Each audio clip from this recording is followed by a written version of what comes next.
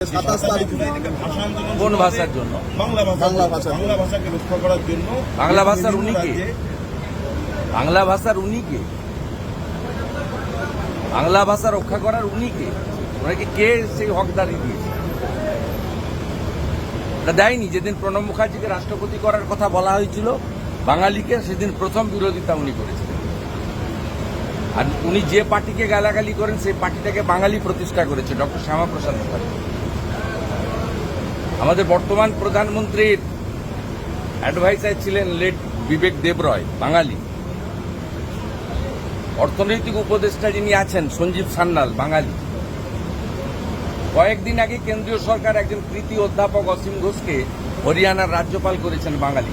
সব কথা এখানে না বলে দেখুন, ভারতীয় মুসলিমদের নিয়ে আমাদের কোনো আপত্তি নেই। আমরা কোনোদিন বলি না, আমরা তাদের বিরোধিতা করি না।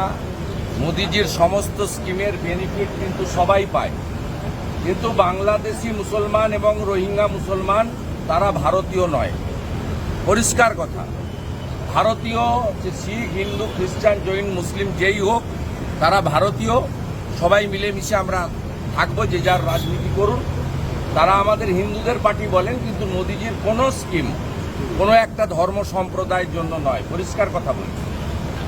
কিন্তু আমরা পরিষ্কারভাবে বলি, 540 কিলোমিটার কাঁটাতারের বেড়া না থাকার জন্য বাংলাদেশ থেকে বার্মার যে রোহিঙ্গা রিফিউজিরা এখানে প্রচুর সংখ্যায় ঢুকেছে, তাদের নাম হচ্ছে রোহিঙ্গা।